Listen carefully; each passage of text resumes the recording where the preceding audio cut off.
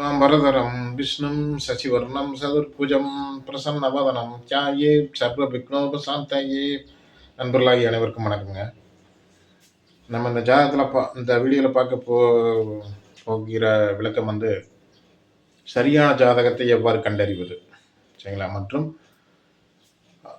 ஒரு ஜாதகத்தை வைத்து அது ஆண் ஜாதகமா பெண் ஜாதகமா எப்படி கண்டறிவது அப்படிங்கிறது இந்த ரெண்டு விளக்கத்தை பார்க்க போகிறோம் இந்த வீடியோ, இந்த காணொலியில், சரிங்களா? சரியான ஜாதகத்தை எவ்வாறு கண்டறிவது, அதாவது நீங்களே எவ்வாறு தெரிஞ்சுக்கிறது சரியான ஜாதகம் தானா அப்படிங்கிற ஒரு விளக்கமே. ஒரு ஜாதகத்தை வைத்து அது ஆண் ஜாதகமா பெண் ஜாதகமா அப்படின்னு எப்படி நம்ம முடிவு செஞ்சுக்கிறது அப்படிங்கிறத இந்த ரெண்டு விளக்கத்தையும் பார்க்க போகிறோம், சரிங்களா? அதாவது ஒரு ஜாதகத்தில் அம்ச லக்னம், அதாவது கடந்த தசாபுத்திகளை வச்சு என்ன நடந்தது அப்படிங்கிறத வச்சு, நல்லது நடந்ததா அல்லது கெட்டது நடந்ததா அப்படிங்கிறத வச்சு அது சரியான ஜாதகம் தானே அப்படிங்கிற நம்ம தசாபுத்திகளை வச்சு கண்டறிஞ்சிக்கலாம், சரிங்களா? அது குழந்தைகளோட அமைப்புகளுக்கு குழந்தைகளோட ஜாதகத்தை எப்படி கணிக்கிறது அப்படின்னு சொல்லி கேட்டால் அதுக்கு நடப்பு பலன்களை வச்சு சரியாக கண்டறிய முடியாது. அதுக்கு குழந்தைகளுக்கு முகசாயல், அவங்களோட உருவ அமைப்பை வச்சு நம்ம கணிதம் செஞ்சுக்கலாம். ஆனால் குழந்தைகளோட ஜாதகம் உண்மைதானா அப்படிங்கிறது, சரிங்களா? அதாவது அம்ச லக்னம் கடக லக்னமாக இருந்ததுன்னா குழந்தைகளுக்கு அது அம்மாவின் முகசாயல் இருக்குது, சரிங்களா? சிம்ம லக்னம் அம்ச லக்னமாக இருந்ததுன்னா தந்தையோட முகசாயல் அப்படிங்கிறது இருக்குது, சரிங்களா? அதுக்கடுத்து அம்ச லக்னத்தோட ராகு கேதுக்கள் சம்மந்தப்பட்டதுன்னா தாத்தா பாட்டிகளோட முகசாயல் அப்படிங்கிறது இருக்குது, சரிங்களா? லக்னத்தோட ராகு சம்மந்தப்பட்டாங்கன்னா அப்பாவோட முன்னோர்களின் வழியோட தாத்தா பாட்டி அப்படிங்கிற அமைப்பு இருக்கும், சரிங்களா? கேதுவன் சம்மந்தப்பட்டாங்கன்னா அம்ச லக்னத்தோட தாய் வழி முன்னோர்களோட தாத்தா பாட்டியோட அமைப்பு சாயல் அப்படிங்கிறது இருக்குது குழந்தைகளுக்கு, சரிங்களா? இதுக்கடுத்த அம்சலக்கணம் சுபலக்கணமாக இருந்ததுன்னா, சரிங்களா? சுபலக்கணம் அப்படிங்கிறது ரிஷபம், மிதுனம், கடகம், கன்னி, துலாமு, தனுசு மற்றும் மீனம், சரிங்களா? இது சுபலக்கணங்கள். இந்த லக்கணம் குழந்தைகளுக்கு அம்ச லக்கணமாக இருந்ததுன்னா சாந்த வடிவமாக இருக்க குழந்தைங்க, சரிங்களா? சாந்தமாக திகழும், எது சொன்னாலும் கேட்டுக்க, சரிங்களா? சொல் பேச்சு கேட்டுட்டு அமைதியாக இருந்துக்கு, சரிங்களா? இதே அம்ச லக்கணம் மேஷம், சிம்மம், விருச்சிகம், மகரம் மற்றும் கும்பம், இதெல்லாம் பாவிகளோட லக்கணம். இந்த லக்கணம் அம்ச லக்கணம் குழந்தைகளுக்கு அமைஞ்சதுன்னா அடம் பிடிக்கும், சரிங்களா? அடம் பிடிச்சு தன்னோட காரியத்தை சாதிச்சுக்கு, சரிங்களா? இந்த மாதிரி மூட்டத்தன்மை வெளிப்படுத்தும், சரிங்களா? இது அம்ச லக்கணம் பாவிகளோட லக்கணமாக இருந்ததுன்னா குழந்தைகள் இந்த மாதிரி செய்யும். இதை வச்சு நம்ம இது இந்த குழந்தையோட ஜாதகம் தானா அப்படிங்கிற நம்ம தெரிஞ்சுக்கலாம், சரிங்களா? இதுக்கடுத்து ராகு கேதுக்களோட நிலைகளை வச்சு நம்ம கணிச்சுக்கலாம், சரிங்களா? ஒரு ராகு இருக்கும் ஸ்தானத்துக்கு நேர் எதிர் 7ஆம் ஸ்தானத்தில் கேது இருப்பார், சரிங்களா? கேது இருக்கும் ஸ்தானத்துக்கு நேர் எதிர் ஸ்தானத்தில் ராகு இருப்பார். இது மாறாத விதி. இந்த மாதிரி இருந்ததுன்னா அது சரியான ஜாதகம், சரிங்களா? ராகு இங்க இருந்தாலும் சிம்மத்தில் ராகு இருந்ததுன்னா அது நேர் ஆப்போசிட்டான கும்பம், சரிங்களா? அங்கே கேது இருப்பார். சிம்மத்தில் ராகுனா கேது கும்பத்தில் இருப்பார். மேஷத்தில் ராகு இருந்தார்னா அது நேர் 7ஆம் ஸ்தானம் துலாமத்தில் கேது இருப்பார், சரிங்களா? இப்படி இருந்தாலும் சரியான ஜாதகம். இதுக்கடுத்த ஒரு விதி முக்கூட்டு கிரகங்கள் அப்படிங்கிறது சூரியன், புதன், சுக்கிரன் அப்படிங்கிறது, சரிங்களா? வானத்தில் நம்ம பூமிக்கு மேலே இருக்கிறது சூரியன், புதன், சுக்கிரன். இந்த சூரியன், புதன், சுக்கிரன் அப்படிங்கிறது ஜாதகத்தில் சூரியன் எங்கே இருக்கிறாரோ அதே இடத்துல தான் மேக்சிமம் இருக்கு, சரிங்களா? தாண்டி இருந்தது அப்படின்னா புதன் ஒரு வீடு முன்பின் தாண்டி இருப்பார், சுக்கிரன் 2 வீடுகள் முன்பின் தாண்டி இருப்பார். இவ்வளோதான். இதுக்கு மீறி சுக்கிரனாலையும் புதனாலையும் செல்ல முடியாது சூரியனை விட்டு. இது மாதிரி இருந்தால் அது சரியான ஜாதகம், சரிங்களா? இதுக்கடுத்த பகலில் பிறந்த குழந்தைகளுக்கு, சரிங்களா? பகலில் பிறந்த குழந்தைகளுக்கு லக்னத்திலிருந்து சூரியன் 7 to 12ஆம் இடத்துல இருப்பார், சரிங்களா? அதாவது இரவில் பிறந்த குழந்தைகளாக இருந்ததுன்னா லக்னத்திலிருந்து 7க்குள்ள 7ஆம் ராசிக்குள்ள சூரியன் இருப்பார், சரிங்களா? அதுக்கடுத்து விடிய காலையில் அந்த ஒரு குழந்தை பிறகுன்னா சூரியன் எங்கே இருக்கிறாரோ அங்கேயே லக்னம் இது அமைது, அங்கேயே சூரியன் அந்த லக்னத்திலேயே தான் இருப்பார், சரிங்களா? இது விடிய காலையில் பிறந்த குழந்தைகளுக்கு உண்டாகும் அமைப்பு. இதுக்கடுத்த ஜாதகத்தில் சூரியன் சந்திரன் சேர்ந்து இருந்ததுன்னா அமாவாசை. சரிங்களா? சூரியனும் சந்திரனும் சேர்ந்து இருந்தால் அமாவாசை.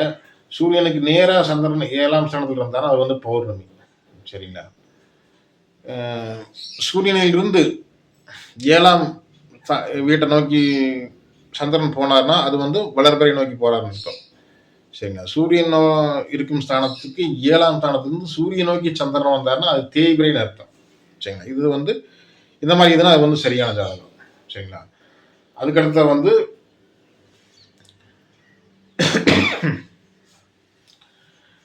இதுக்கடுத்த வந்து விதி, அதாவது மேசம் அப்படிங்கிறது வந்து சித்திரை மாதம், வைகாசி அப்படிங்கிறது ரிஷபம், மிதுனம் அப்படிங்கிறது ஆணி, கடகம் அப்படிங்கிறது ஆடி, ஆவணி அப்படிங்கிறது சிம்மம், புரட்டாசி அப்படிங்கிறது கன்னி, துலாம் அப்படிங்கிறது ஐப்பசி, விருச்சிகம் அப்படிங்கிறது கார்த்திகை மாதம். சரிங்களா? தனுசு அப்படிங்கிறது மார்கழி மாதம், தை அப்படிங்கிறது மகர மாதம்.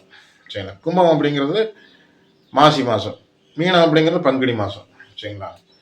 இந்த மாதங்களை குறிக்கக்கூடிய ராசிகளில் வந்து ஒரு குழந்தை எந்த மாதத்தில் பிறந்திருக்குது அங்கே வந்து சூரியன் இருக்கணும். அதுதான் இப்போ சரியான ஜாதகம் அர்த்தம்.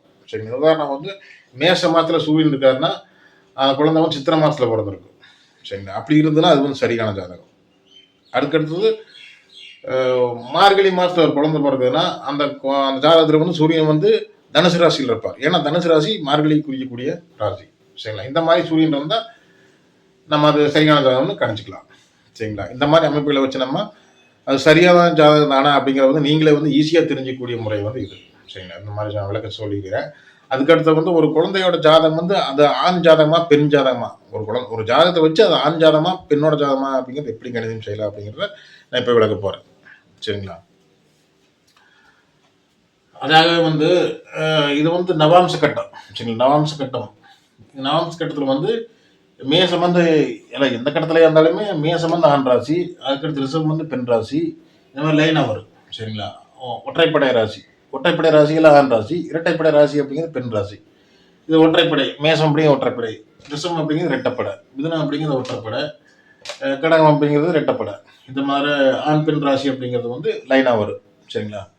ஒரு குழந்தை வந்து எந்த நட்சத்திர சாரத்தில் பிறந்திருக்குது, அதாவது ஜென்ம நட்சத்திரம் அப்படிங்கிறது வந்து எத்தனை பாதம், அதை வச்சு நம்ம அந்த பாதம் அமையும் நவாம்ச ராசி எதுவோ அது எந்த ராசியை வந்து ஆண் ராசியாக அமைதா பெண் ராசியாக அமைதா, ஆண் ராசியாக இருந்ததுன்னா ஆண் குழந்தை. சரிங்களா? அந்த பாதம் வந்து நவாம்சத்தில் வந்து பெண் வீட்டில் விழுந்ததுன்னா அது வந்து பெண் குழந்தை அப்படின்னு முடிவு பண்ணிக்கலாம். சரிங்களா? அது வந்து நவாம்ச கட்டம். இது உதாரணமாக குழந்தை சித்திரை 2ஆம் மாதத்தில் பிறகுன்னு வச்சுங்க. சித்திரை 2ஆம் மாதத்தில் பிறகுன்னா ராசி கட்டத்தில் வந்து கன்னி ராசியில் வந்து விழுகு. சரிங்களா? அதே வந்து சித்திரை 2 அப்படிங்கிறது அம்சக்கட்டத்தில் வந்து சித்திரையோட நட்சத்திரம் வந்து இங்கே செவ்வாயோட நட்சத்திரம். அது வந்து அம்சக்கட்டத்தில் கண்ணியில் தான் விழுகு. சரிங்களா? 1ஆம் பாதம் இருந்ததுன்னா அது சிம்மத்தில் விழுகு, 2ஆம் பாதம் இருக்கிறதுனால இது கண்ணியில் விழுகு, 3ஆம் பாதம் இருந்தால் துலாத்தில் விழுந்திருக்கு, 4ஆம் பாதம் இருந்ததுன்னா விருச்சிகத்தில் வந்து விழுகு, இது 2ஆம் பாதம் இருக்கிறதுனால இது கண்ணியிலேயே தான் விழுகு. சரிங்களா? அப்போ வந்து கன்னி அப்படிங்கிறது பெண் ராசி, அப்போ வந்து பெண் குழந்தைன்னு அர்த்தம். சரிங்களா? இது வந்து பெண் குழந்தைன்னு அர்த்தம். இதே வந்து சித்திரை 1ஆம் பாதமாக இருந்ததுன்னா அம்சக்கட்டத்தில் வந்து அது வந்து சிம்ம ராசியில் விழுகு, அப்போ ஆண் குழந்தைன்னு அர்த்தம். சரிங்களா? இப்படித்தான் வந்து கணிதம் செய்கிறது, ஆண் குழந்தையா பெண் குழந்தையா அப்படிங்கிறது. சரிங்களா? இப்போ கார்த்திகை 1ஆம் மாதத்தில் வந்து ஒரு குழந்தை பிறக்குன்னு வச்சுக்கோங்க, ராசி கட்டத்தில் வந்து மேசராசியில் வந்து விழுது. சரிங்களா? மேசராசியில் வந்து கார்த்திகை 1ஆம் பாதத்தில் வரைக்கும் மேசராசி, அதாவது அஸ்வினி 4 பாதம், பரணி 4 பாதம், 8 பாதம் ஆச்சு. அதுக்கடுத்தது வந்து கார்த்திகை 1 அப்படிங்கிறது சேர்த்து 9 பாதம். அப்போ கார்த்திகை 1 அப்படிங்கிறது மேசராசியில் தான் இருக்குது. சரிங்களா? அது வந்து கார்த்திகை 1 அப்படிங்கிறது வந்து சூரியனோட நட்சத்திரம். சரிங்களா? சூரியன் நட்சத்திரம் வந்து ராசி அம்சக்கட்டத்தில் வந்து தனுசு மண்டலத்தில் வந்து விழுகு. சரிங்களா? மொத்தம் வந்து 3 மண்டலம் இருக்குது, மேச மண்டலம், சிம்ம மண்டலம், தனுசு மண்டலம் அப்படிங்கிறது. சரிங்களா? கார்த்திகை 1 அப்படிங்கிறது வந்து சிம்ம மண்டலத்தில் விழுது, சூரியனோட நட்சத்திரங்கள்லாம் வந்து தனுசு மண்டலத்தில் தான் வரும்.